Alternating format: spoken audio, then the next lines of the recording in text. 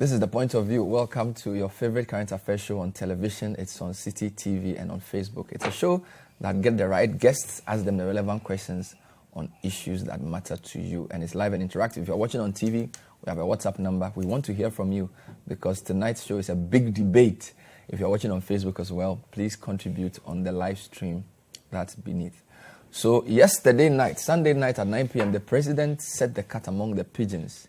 He cancelled the referendum, directed his local government minister to withdraw 2 bills. Essentially, he's unhappy with the vindictive way, the divisive way, the discussion around voting for MMDCEs and involving political parties in local elections has gone.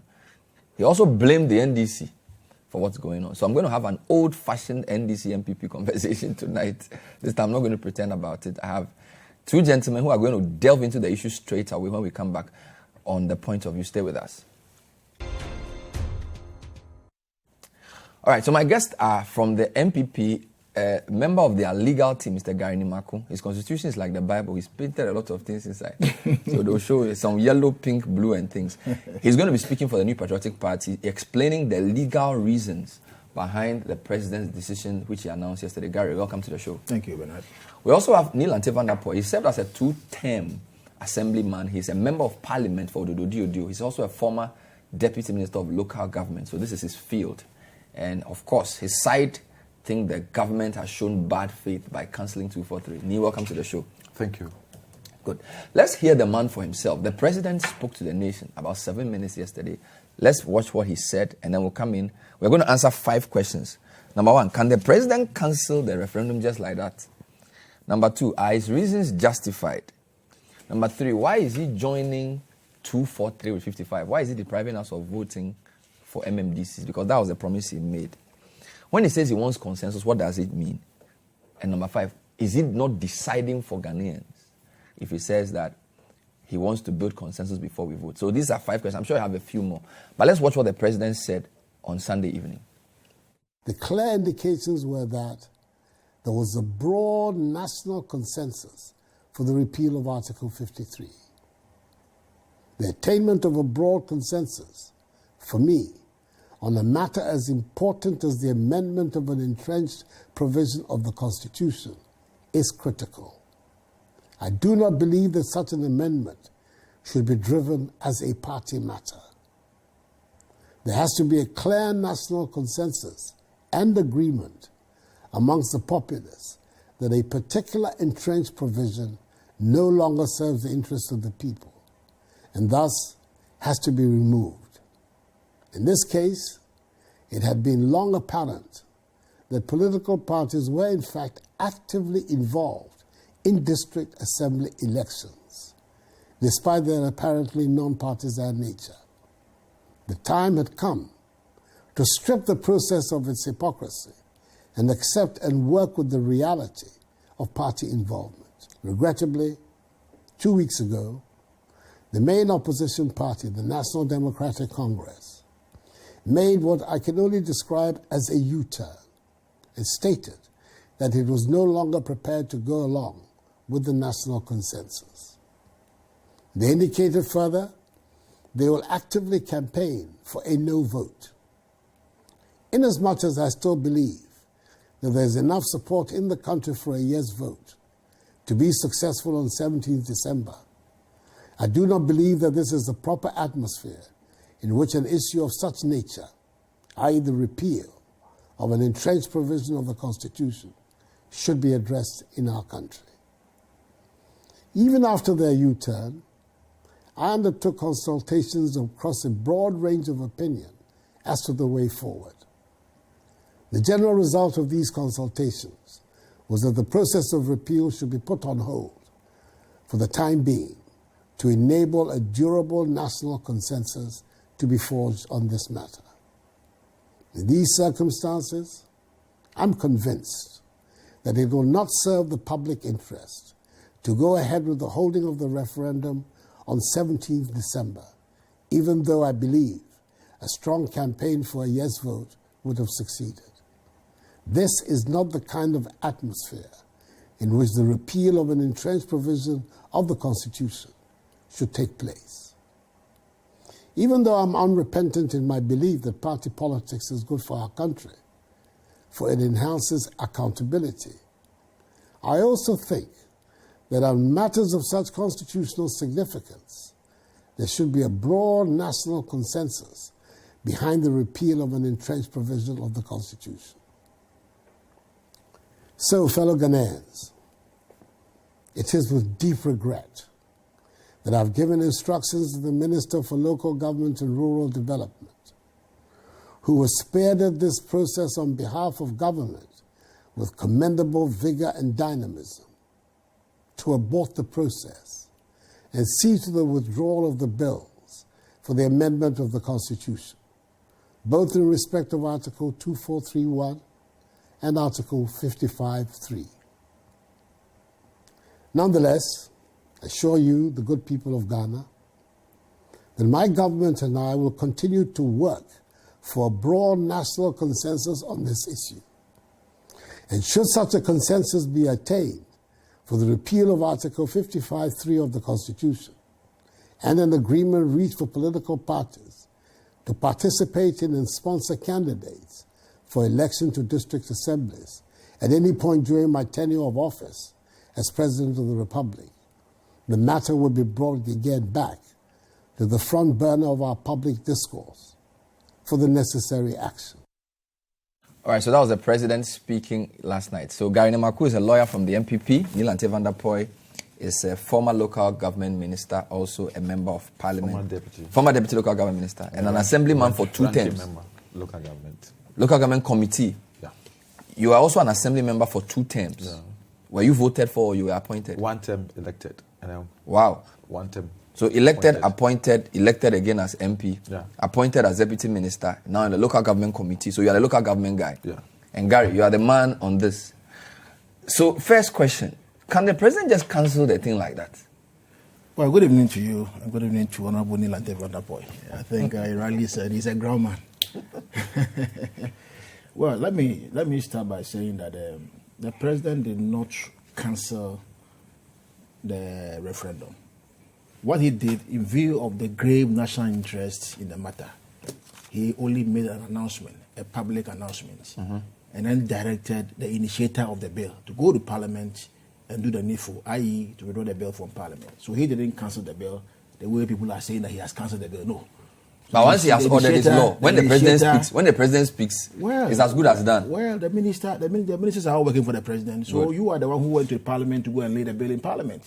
So you go to Parliament and withdraw, they have the bill. But can the minister just withdraw the bill? Because we understand that for the referendum, there's a constitutional instrument which has gotten out of the hands of the executive. It starts with the executive, it gets to the legislature, it ends up with the EC. Where it's gotten to, can the minister do anything about it? I disagree with those who have that view. I disagree with them. Let me tell you something. First of all, when this bill was put in Parliament, the first reading was done. If I'm wrong, you can correct me. Now, the second reading is yet to be done. Now, a CI was created, that is CI 120 was created as a result of the bill that was laid in Parliament. Now, I have the CI here with me. Now, the purpose of the CI, if you look at CI 120, that's Regulation 1. So the purpose of these regulations is to regulate the conduct of a referendum. By the Electoral Commission to approve the bill to amend Clause 3 of Article 55 of the Constitution to allow political parties to sponsor candidates for elections to the district assemblies or the lower local government units. Now, this CI, which was had matured, which is in place, is to regulate a certain regime, the conduct of the referendum. Now, once that bill is withdrawn from Parliament, there is nothing there for the CI to do again. The CI is only procedural rules. Even though it has matured? No, the CI has matured, yes, but the CI is what you call procedural rules. It is to regulate the conduct of a future referendum. Really? Yes. That is here. The purpose of these regulations is to regulate the conduct of a referendum by the EC to approve the bill to amend Clause 3 of Article 55 of the Constitution to allow political parties to sponsor candidates for election to district assemblies or lower So what law units. What law is the Minister of Local Government going to use to withdraw the bill? It has been done already. What law did she use? To withdraw the bill? Which constitutional provision? No, it's a simple motion that they have to go to Parliament to go and withdraw the bill. Because if you're an initiator of a bill and you put it before Parliament, all right, and you want to see, the reason I'm asking is that when you go to, there are 2 articles regulating bills. There's 160 and then there's 290. Right. 160 stipulates what you should do to withdraw a bill because that's an ordinary bill. But 2904 is that which covers bills like this one. Right. For an entrenched clause. Yes, and that particular provision does not say anything about how to withdraw it. Exactly. So which means that the framers did not contemplate a withdrawal. You see? Of this particular type of bill. You see, there are fair arguments people are saying, and let me read it here. That's 2904. Yes. That after a bill has been put in Parliament, it shall be read. Yes. Shall not be processed until further. Yeah, go on, read that part. You want to read the whole thing? No, the relevant part. The relevant part, yes. That when it's put in Parliament, it shall not be proceeded with further unless it has been submitted to a referendum held throughout Ghana. Exactly. And at least 40% of the persons entitled to vote, and they vote in the referendum, and at least 75% of persons who vote cast their vote in favor of the bill. It does not tell you in this provision how it should be withdrawn. Yes. All right? Yes. Now, in law, what we do is that we have specific provisions, we have general provisions. When we are giving specific provisions as to how something should be done, you must follow those provisions strictly. Now, if you don't have specific provision, you must follow the general provisions. That is how it is done. So you go to 160. You go to general provisions. Now, how are bills put to Parliament and how are they withdrawn in Parliament? So you cannot say that you want to throw your hands in despair and then say that because there is no provision specifically as to how it should be withdrawn, then what you are going to do is that you are going to wait. All right? Hold your hand in despair. You will not proceed with anything. Go ahead with the referendum. All right? Only for the Ghanaian to say no, and then you come back and waste public money. That's not how laws are done. Laws are not mechanical. Constitution is not mechanical. So it's flexible. It's a living document. So in Parliament, you are in Parliament today. Did the minister use any law to withdraw the bill? Did your side oppose? Because I heard Haruna Idrisu say that they did not think that the president could just direct the stoppage of the referendum. But at first, let me correct my very good friend Gary. You cannot say a cost to government and the state when people say no. People have decided. The people are the ultimate deciders of every decision in this country. So when you put to a referendum and people say no, it doesn't mean there has been a cost to the state. The withdrawal rather is a cost to the state because things we proceeded. You see, I'm not a lawyer, but as far as the arguments are concerned, it shall not be proceeded with further unless it has been submitted to a referendum. What the people who wrote this constitution will anticipate the fact that once it's been read the first time and sent out there, and the issue of referendum has been set in motion, Parliament has no power to decide on it and take any decision until the result of the referendum has come back to Parliament. See, Bernard, that's how you understand it. So you understand it, see, Bernard? Unless there is anything which makes... And you see, you lawyers talk about particular words. Shall. It's a Parliament shall not proceed with anything on it until the results of the referendum has been communicated back to Parliament. But this provision doesn't say anything about how to withdraw it. Yes. But his point is that this is a specific law. Because if you go to the general in 160, it tells you how to withdraw the general bill. deals with other bills. But this one, because the framers of the Constitution anticipate that before you take the decision to undertake a referendum, wide consultations have been done. 2, the Council of State, which is the main advisory body to the president, had advised the president on the steps to... Because if the Council of State had said, don't go ahead with the referendum, there wouldn't have been any referendum in the first place. So the framers of the Constitution anticipated that these consultations will be done. And before you take a step on a referendum, there must be that consensus that has been built that there is no way you want to come back to say you are withdrawing the bill. Gary, let me come back to you. Is consensus... Is the president not misconstruing consensus? Because consensus can be gotten after the vote, not based on consultation. His point is that he's withdrawing the bill because a referendum should be held on the basis of some level of consensus.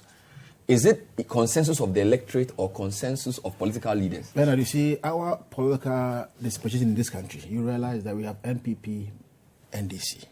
With this particular, let's not you talk cannot about proceed. Let's you cannot talk proceed. No, listen. You see, in this country, look, we have lived in this country at least for the for decade. You understand? Listen, let me get the point clear. You see, you cannot proceed with this type of process until you are very clear in your mind that both political traditions, the NDC, the MPP, and the other political parties have built a certain trajectory of consensus, and that's what we all understood to be. That from the very beginning of this process, there was some level of understanding, both on the NDC side and the MPP side and the other minority party, that you are going to proceed on this ground to go and vote for yes, and then also amend 243. Now, along the line, then we see NDC did a U-turn and they said, look, they are not going to be part of the process. Because if you realize that the IDEC meetings and the EC meetings and all that, NDC were there, then they said they were going to be part of the process. Until just 2 weeks ago when we heard that, they said you're not part of the process. And you see, NDC, by so doing, you see, you must do calculations very well. You cannot, because it's a major political party. Don't understand. So you get more than 50% without them in a way. Exactly. Assuming if you get 40%, assuming you get 40%, how are you going to get the 75% of? So you recognize that you can't proceed with this if the largest opposition party doesn't support it. That is the point.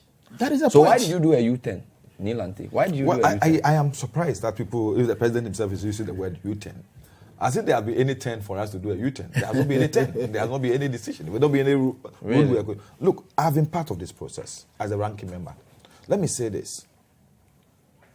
Throughout Partisan, when this thing started last year, so many instances that I in particular confronted the Minister of Local Government. Can we sit down and discuss this process? The Local Government Ministry met us once as a committee. Once as a committee. That one, it was under some serious play. Because they saw that it was getting to a time when they would need us to be on the grounds with them. You understand? And at that meeting, we never reached a consensus because we have always maintained that you cannot just bring a bill for the amendment of 243. Our interest was on the election of MMDCs. But we said that 243 was not enough. Even under 243, before 243, 242, we talk about composition of the assembly. We talk about 243-1, 243-3. We talk about the removal from office of the DCE. We talk about the article that even talks about the composition and the supervisory role of the RCCs.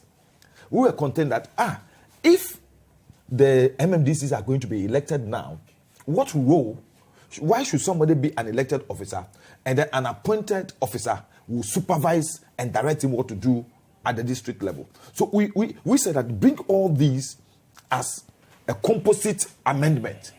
Then we can. Did you ask for 55-3 to also be amended?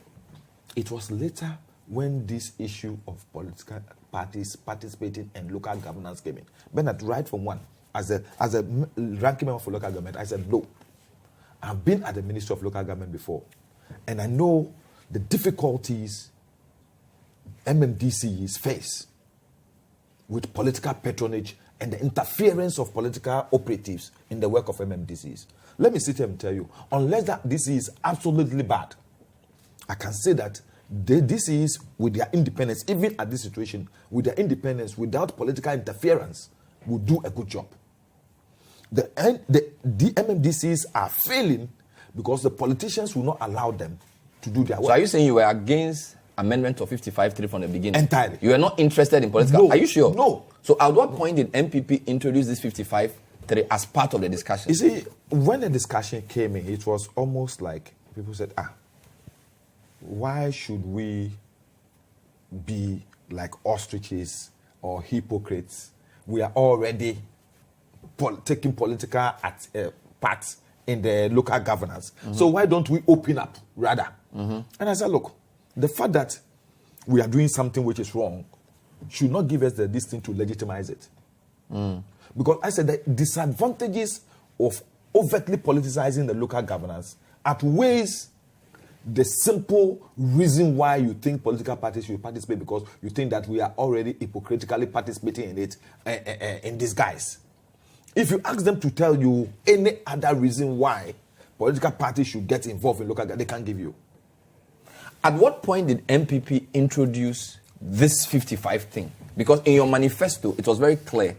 The president or the party promised that we will vote for our MMDCEs. When did the issue of political parties taking part become part of the conversation? Well, Bernard, I'm aware that when the process started vis-a-vis engaging the NDC on these issues, the 55-3 was part of the discussion. It was on the table. It was a bait. It was on the table for discussion. It was a bait. It was a bait. When the NPP took over power, yes, once you started discussion, yes, it was part of the conversation. It was on the table. Because the reason being that, Bernard, like Honorable rightly said, we all know that political parties, covertly or somehow have involved themselves in the local elections. Look, you go and see sometimes even their posters, the color of the posters. After elections, NDC had 13, NDP had 3, ODP had 13, and NDC had 5. How did they know that this one had this and this one had this? Because they know very well that they are involving themselves in the local elections. They know very well. No, we know so that the individuals belong to these parties. That is why. Why don't you stop this, more or less, this idea of hypocrisy? Because we know that we have been involved. Make it open. Make it partisan. Allow dynamism to even enter into the field. Make it the winner take all decision should even go away. So at the end of the day, you have political parties decide that, look, because the president is being conscious of the fact that even at the local level, a place like Water Region and other places, MPP will not have even gotten one single person to be elected. All right? But being conscious of this fact, he was still going ahead to give the power to the people, to allow it to go. Allow it. So really, I find it very disappointing that the status quo ante has been made to remain, because this process was going to allow at least everybody who wants to participate in the elections via the political tool or the political trade to take part in the elections, and MMDCs and DCs who are also there, who are also now being appointed, will now be elected. Once you are elected, the people will now say, look, if you don't perform, they come after you and say, look, we are going to change you. We'll take a short break. We are on the point of view discussing the yaamutu referendum. Now, who caused some? But Bernard, I thought you would let me clarify a little bit on this before you go on. You do a lot of things when I come back, but I also need to pay my bills because the economy is on way. So I'm Guy Nimako of the MPP, is a lawyer. Nii Lante Vanderpuye of the NDC. Stay with us. Welcome back. This is the point of view. Tonight, we're just having an old-fashioned NDC MPP discussion. The president went for the jugular. He says the NDC's U-turn is what has disappointed him. And he didn't want a referendum, and that's an important issue, to be done without national consensus. So he's directed his minister to withdraw both bills. Nimako from the MPP thinks this is a positive development and that there's a reason to join the two bills. Nii Lante Vanderpuye of the NDC doesn't agree. Let me read a few quick comments, and then I'll come back to my guest. Eli Ahmed on Facebook says, I'm watching live from Tadi. They now know power belongs to the citizens and not the few politicians. They would have seen their smoothness level had they gone ahead with the referendum. The Ghanaian is analytical now. Alfonso Dassino. Oh, really? Because political parties somehow sponsor some of these candidates, we should allow that? I guess that's why corruption has become a routine something. Shameful politicians. Leaford Edem. If the president really wants to increase some of his powers, he should implement the recommendations of the Constitutional Review Commission. That says, for example, the IGP, EC chair, etc., should not be by political appointment. That's really devolution of power, not this one. If it's not broken, don't fix it. All right, let me stop here and come back to you. So I want you to explain to me why the president tied the two things. We could still have said referendum goes, promise was vote for MMDCEs, the promise was not about partisan lines, and if you really wanted to deliver that promise to us, these people said they would have supported it in Parliament. Your majority is not up to 2/3, but according to the NDC, they would have supported you as they did in the new regions. Because when you look at the new regional issue, the NDC people were campaigning for the new regions in those areas. So there's a precedent. Why did you guys advise him to put the two together. Well, I'm hearing it for the first time. That the NDC will have supported 243. Oh yeah. Oh, 243 alone. Even 243 alone. No, today, and not tied into 55. Would you? I thought I heard them say that. No. All along from the very beginning, all right, it has been a bipartisan approach. 243 and 55-3 together. Okay. I give you the example of the IDEC and then the I was EC. at IDEC meeting. Okay, the IDEC meeting, and you heard NDC came out to say that the conclusions were that our party may not accept this. So IDEC should go and consult. I was there. IDEC should go and consult. Hold on, I want you to explain. So at the IDEC meeting, they said they don't agree. I'm hearing for the first time. So that this guy who came to speak for your general secretary clearly indicated that yes. Oh no, you mean Edem Agbana? No, let him finish. I want to hear what he's saying. Yes, I mean, say what you are saying. That NDC supports the position of the elections. However, they want the things to be transparent and be fair. If I'm wrong, correct me. That's what I heard.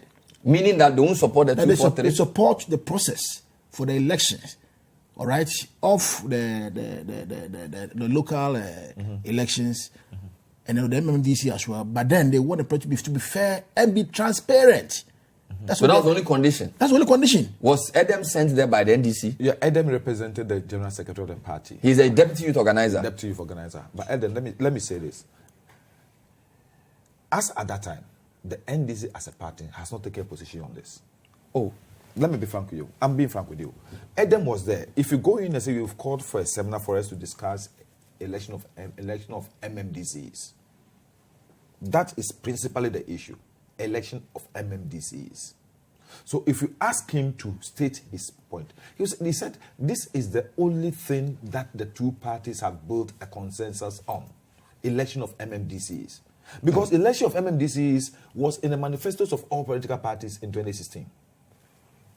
So it's something that we build a consensus. But then they are saying that the referendum, the process for the referendum must be fair and must be devoid of anything. I heard Edem critically on this. So I may not sit here and say, I will not sit here and say that. Edem did not say that. He said that. But I'm saying that after that, there has been meetings with parliamentarians. We represent the party in parliament with IDEC and CDD. At that meeting, constitutional and legal represented, local government represented. You understand? Justice Prempe, Emmanuel Akwete, Dr. Akwete, they were all there. Professor CDD, what is his name? Jimabwedi was there. We all. I was there. Yeletre, Ayarega, Inusa Fuseni, Muntaka, Aruna, Chairman Sabonso, Yabuabia Samoa. I've forgotten the from Obiamwa from the other side. So at the end of it all, the two sides all agreed that look, in order to be able to get the real perspective of the parties and to formalize everything, this is the beginning of the consensus building. So go and consult with our party hierarchy. And 4 of us were nominated. I, the ranking member for local government, my chairman, and then chairman and ranking members for constitutional and legal to join the IDEC and CDD to consult with our parties. That this thing will not come on. To consult with your parties formally? Formally. That this is the situation. What do we all... Was this after the meeting in the Jubilee House with Rollins, Kufuor and John Mahama? I don't know whether that one preceded. That was 2017, April. So there was a meeting in the flagship. This was recently at Kempiski. So then you said they should now go and consult the parties. The parties. On what? On consensus, whether they support the merging of the two amendments or want to have one. Okay. Look, right from day one. What date was this? This was just about a month ago at Kempiski. So even at a month ago, you were having meetings where you were in agreement? No. So you have done this. We were in agreement over 2431 and not on 55. No, but you just said that they formed a committee that said go and ask the political parties whether they agree to merge or join, which means that you were not sure. We're not. But you were neither against nor for. That I'm telling you that at that meeting, you can never have anybody saying that all the two parties have agreed on merging the two issues. But did you show you were disagreeing with, or you didn't have a position at the time? We have said that we don't want the issue of the referendum to be taken now. We want to go with 243 and other consequential amendments. So why do they have to go and then meet the parties? If that's what your position means, you already have. We said because we have taken that stand, go further to our parties and tell the parties that this is what we said. We will not agree on this. So what do they say? And this is a month ago. About a month and a week or so ago at Kepiski. Wow. So when that happened, the meeting could not come off. They couldn't consult with the parties. Then our party came with a position that after our consultations with our local government experts, with the chiefs, in fact, we had people who went around and consulted with opinion leaders, chiefs, CSOs, and all that. And the general conclusion of our party was the fact that, look, we support the amendment of 243 and other consequential amendments, but we do not support the politicization of local governance. So that was communicated to us in Parliament. When was this? That was before the press conference of the party. This is the test of the press conference of the party we had. So this is like 2.5 weeks ago, 3 weeks ago. Yes. So when the party came out with the position, stated position now, we all said that, okay, fine. This is what the party, because I was relieved. Because there's always been the fact that we are not even as a group being able. Wow. Because there are some people in the majority who were for our stand. And there were some people in the minority. So there are some MPP people who support your view. Yes, there were MPP. Can you mention names? Oh, it will not be fair for me to stand here. But I can But they were in the committee. They were in the committee, and so I can tell you. So some of them were against the referendum. The majority composition of the local government committee virtually make up ministers. They are all there are ministers. only 2 people who are not ministers in the local government committee. A majority of the members of the majority, yes, pardon the repetition, supported the view that you didn't want 55-3 repealed. I won't say majority. Some of them were of the view that election of MMDC is right, but politicization, the 55, that's why 55-3 out. And this was during discussions, or was there a vote on this? Look, I can say without mincing words, my committee chairman was against it. Who is your committee chairman? Kennedy Japan, Honorable Kennedy Japan. Are you serious? Yes, totally against it. He stated it clearly. Against the voting on 55-3. Yes. But he supported the 247. Yes. 243. Yes. Kennedy Japan. Yes. Oman FM Kennedy Japan. Yes. I'm telling you. If I call him right now, you can call him right now. Will say, we share the same sentiment. Me, the chairman, and me, the ranking, said that we do not support Japan. The one who was also saying that most NDC people were rather for the position of the government, that we should go ahead to make the 2 amendments. No. You heard him, when did he say this? I heard him about 2 weeks ago. No. Kennedy has always made it clear, even at the committee level. So Kennedy was against this whole referendum. Yes, right for me. He thought it wasn't necessary. And other members of the committee on his side also were. There were some members of the committee who. But is it fair to say there are people on your side who also supported referendum? Yes. Because the issue has to be with the fact that people were stating their opinions and the way they see it. Like Gary Nimako saying here, somebody felt that, look, because all this while political parties in a way or the other have found a way of meddling in it, so we should allow it to happen and all those things. Some of the MPs have a feeling that will take off the burden of them if this thing is done. Then people who will be contending with them in their listening can also now look at taking the local elections and forget about it. So all these things are the factors that had informed some members of parliament.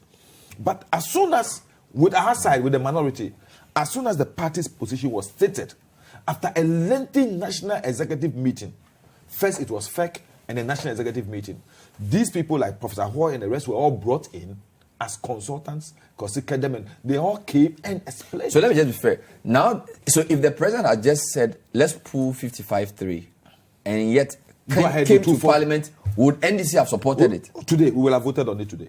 You are sure? Yes, because that particular amendment is not an entrenched position.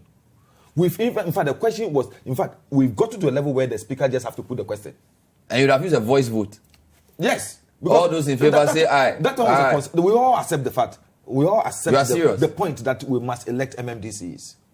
Hey. At that level, the whole parliament agrees. What happens? You see, that's why I'm saying that the inter-president saying that somebody has made a U-turn. The president has made a U-turn.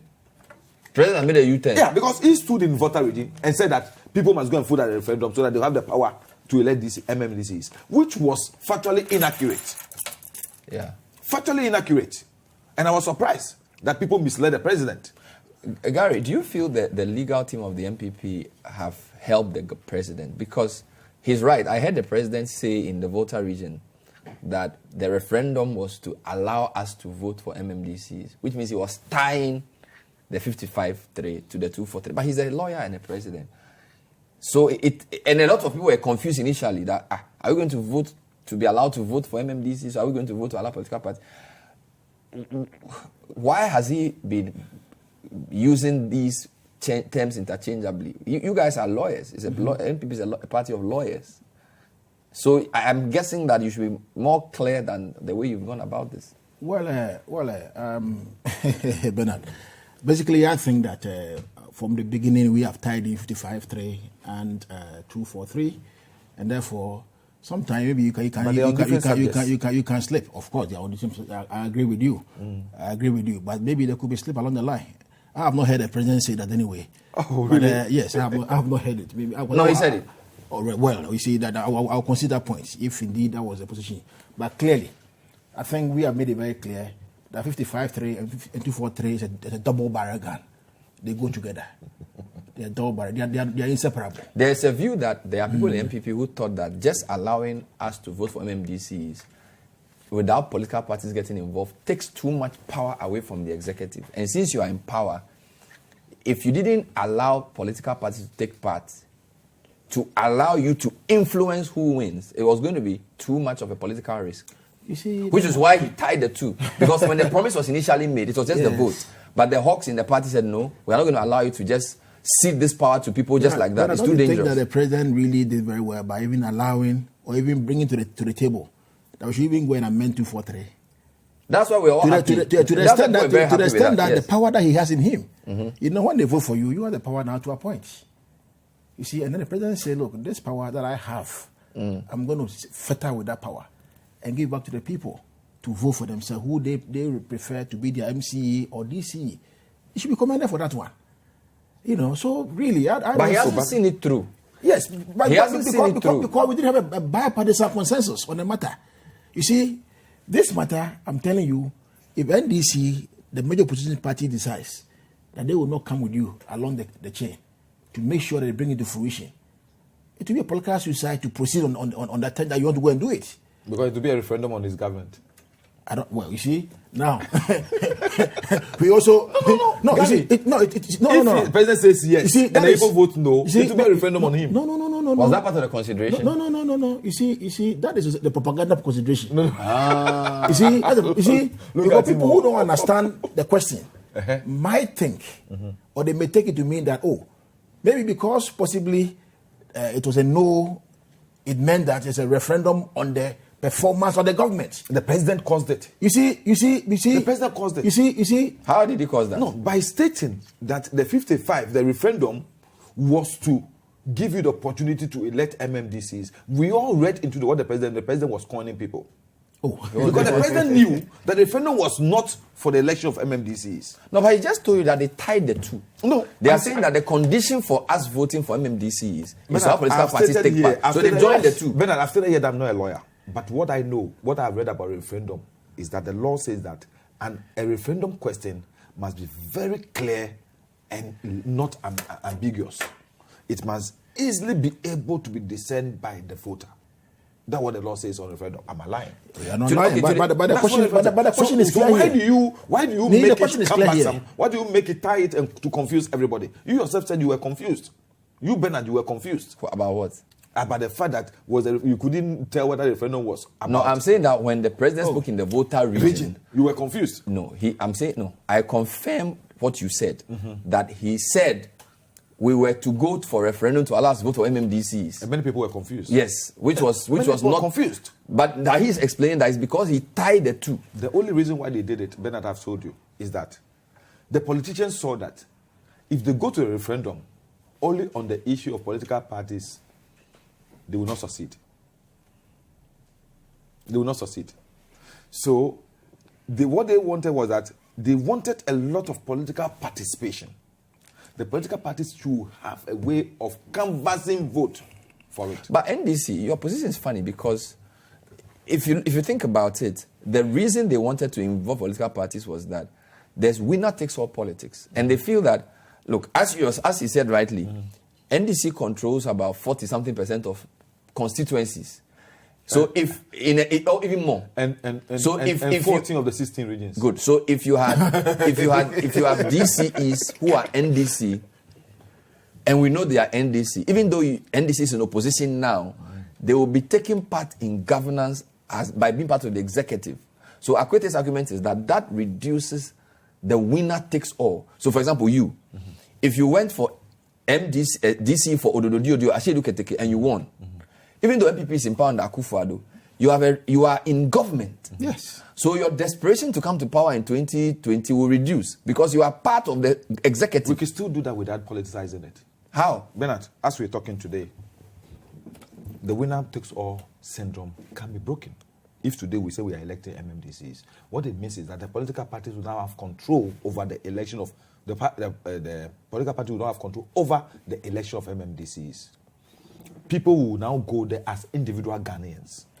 So that the president having that opportunity to take everything after victory will be reduced. 2, it gives me, somebody like me, the opportunity to leave my politics behind and now go to AMA, for example, and said, I want to contest as Nii Lante Vanderpuye to be the mayor of Accra. You understand? So I leave my political cloak behind and go. Gary can get up tomorrow and say he wants to contest KMA. Gary will be contesting because he's Gary Nimako and not because he's an MPP person. You understand? You get up from here, you go to Ho, you want to contest Ho Municipal Assembly. You go there as Bernard Avle, and not because NDC or MPP supports you. You get me? So that institution where the president will now also have the power to appoint people and party supporters will have the power to dismiss people and sack the people from office will be gone. So it's still the winner takes all that is being eroded. But the winner would not be NDC. The idea is that the reason NDC feels excluded is that you have no role in governance. At all. You see. You are in the legislature. Yes. But DCE is part of executive. Yes. So once you are allowed to stand on a party ticket, you have about 40% of seats. So it's very likely that the MCE for Odododiodoo will be an NDC person. He has a budget. He is delivering projects. AMA. Yes. So that argument is, so the point is that all those of us who wanted to reduce winner takes all, we've lost out now because we will not agree to MPP saying political parties should take part, we won't even get to vote for MCs. But what we are saying is that it's because the government is being ingenious in this. What we are saying, the government can just close the chapter on the referendum and still let us come ahead and discuss the issue of 2431. Go with all the consequences. But does that solve the winner takes all? It solves the problem. How does voting for MCEs without political parties solve the winner takes all? What is solved that now the president will have that opportunity. The parties will not have the opportunity of having a presidency, having ministers, and also having appointment of DCs. What about the local level? Local level, NDC people can be MMDCs. CP people can be MMDCs. No MMDCs. I mean the local assemblymen, assemblywomen. How about that assemblymen is not political. Gary, if you are found to be openly campaigning for somebody on the ticket of MPP, that person will be disqualified. I know, that's why I wanted to amend it. So if we are unable to enforce the law, if we are unable to enforce the law, don't destroy the law. Legon campus politics, you're not supposed to do NDC and MPP politics. So does that mean that we should amend it for, because people still do it, we should amend it for people to go and become NDC and MPP on Legon campus? You see, the difficulty that we are having is that, you see, over the years, this constitution has been run from 1983 up to now. We are seeing the difficulties of the constitution. We are seeing people doing it. Nii Lante supporting people in the Odododiodoo, where you see it. You understand? When people are, if I'm lying, say I'm lying. I mean, let's all be. That's a question. So if somebody is doing campus politics, even though the campus constitution prescribes it, does that mean that because they do it overtly or covertly, we should now legitimize it? If it will enhance the body politic. But what was the base of what research are you using? You see with this one, you know what it will do? You know the local elections, until even this time, most people they don't even know that they are doing assembly elections. Most people don't even know. Yeah. The participation in the elections is very limited. That's one of the reasons why they are tying in with the political parties. Because people... So that we get a lot more, because it is now political parties are going to involve, it will now increase the number of voters. But I know that's true. It's true. Because you are the most effective mobilizer of people in the country. Yes. I agree. But what I'm saying that Are we not being selfish as politicians? You should answer that question. Yes, I believe so. We're being selfish in this because the issue is that because we want this assembly elections, yes, totally. When we've gone far, it's about 35% voter turnout. About 35% voter turnout. Yes. So what we are saying is that don't tie even the referendum to it in the first place. I'll take a short break. When I come back, I have your messages and we'll wrap up as well. We'll ask when will this consensus be built? Because the president says he will bring it back when he builds consensus. Is it before 2020 or after 2020? We'll read your comments. Stay with us. Welcome back. Welcome back to The Point of View. Are some of your comments. Pastor Ejon Ado says, you see how the two main political parties are behaving with the referendum. Imagine what will happen at the local level. My conviction is that a no vote is solid. This is the kind of politics we are tired of. Michael Kojo Bafo says, the power the president wields comes from the people, so politicians should give us a break. Mohammed Zuneran says, very interesting program. Here are more comments. Dear Bernard, I like your new look. You are looking great. Please, the president needs to respect our constitution. He is a lawyer. So much is expected from him when it comes to these issues. From Athanasius Kumashi in Kasua. Good evening, Bernard. The president in his address claims he wants broader consultation before the referendum. Didn't he know this before telling the people of the voter region to come and vote yes? Ghanaians want election of MMDC, so why did the president cancel this too? This is Baba Abotre in Avle Abotre, St. Peter's. Good evening, Bernard. I still can't understand why the president asked for the bill in parliament to be withdrawn. Can we elect MMDCs without the referendum? This is from Wisdom in Peje. Yes. Bernard, I think the NDC should rather have applauded the president for withdrawing this referendum. It just inured to their benefit since they have vehemently advocated for a no vote. I don't know what they expected the president to have done in this case. Kwesi Reynolds in Agona or Dobing. Bernard, but why withdraw the amendment of 2431? It's like saying if no political party sponsors with no election, this president has a hidden agenda, a easy fly in Inchi. Those who are saying we should allow political parties to participate in local elections because politicians already sponsor candidates should also advocate for NUCs and SRC elections in our various tertiary institutions to be politicized because of underground party involvement. There too. Is it the involvement of political parties in local elections that will ensure common fund is released to the district on time? Delasi in Dansoman. Okay, so these are final comments. So what's going to happen? He says he wants consensus to be built. Do you foresee this happening before election 2020? At this stage, Bernard, I doubt. You doubt it? I think it's not of the front burner. Why? So it means that in his first term, he couldn't deliver on that particular campaign promise. Well, I doubt. Because you see, you are with your own brothers. You are traveling to, let's say, Tamale. You are together to go to Tamale. You get to Kumasi. You know, the man that said, look, I'm no longer going to go with you to Tamale. I'm not going to come back to Accra. So what do you do? You are not together on the same front. So it's off until after election 2020. I can't say for sure. I'm just but saying you doubt? Well, because until there's consensus building, maybe tomorrow they can come and say, look. But next year's an election year, how are you going to build consensus in election year? Well, so we'll see how it goes.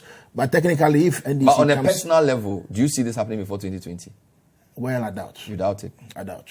Bernard, I think that if we are so much, let me say, convinced about what we want to do, all political parties, what we want to do is to give Ghanaians the opportunity to elect MMDCs. Mm-hmm. That's what we are asking for. So I think that we should put the issue of politicization of local governance aside and let all of us agree that what we have agreed in our manifesto, what the MPP has agreed manifesto, CPP and PPP and all those. Kopako Seindu, for example, has talked about this since 2008. President Dubois, let me say, Dr. Dubois, Professor Dubois, mentioned it as far as 1992. So once that is what we've all aiming for, let's go by it. Let's tomorrow, after the consideration of the appropriations bill have been passed, after the consideration of the budget, the next thing I will be expecting members of parliament to be tasked to do is to go back to 2431, 2433, 242, 250, 252, and the rest. So we take a look at all these and let's deal with it. So that can be done before 2020? Even the issue of politicization, Bernard, 248, I'll talk about politicization. 248 is exact rendition of 55-3. You understand?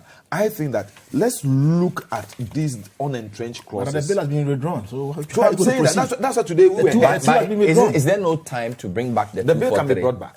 The 243 can be brought back. Can 243 be brought back? Even tomorrow, the Legally. president can bring it back. Why not? It can be brought back. And within the time frame we have, it can. It can be brought back. If you Why decouple not? it from 55. Yes. That is a decision that the But I don't think that president must take. is the president in the mood to decouple the two.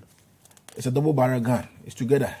It has to go together. It is together. You don't foresee it being decoupled. It's I think together. the president should decouple it. The president should be... The bill is together. The president should be truthful with Ghanaians and bring the 2431 so that we can take a look at that one and all the consequential amendments. And we'll build a consensus and go with that one. And then after that, next year, next 2 years, if we think that we still could reconsider the issue of politicization, we can. But people like us will still table arguments against politicization of local governance. Well, let me ask the question. Why do you want the president to see this power of appointment, but yet you are not Because that is allowing that is what Ghanaians... we all promise Ghanaians. You're not allowing Ghanaians to vote for who they want to be. But that one is done with 243, without 55. The power for Ghanaians to elect their MMDCs is in 243. The power to elect their own assembly members as well through the political process. That's why it's there. The political trail. Why should it be through the political trail? Up to today, the law says that political parties must not interfere.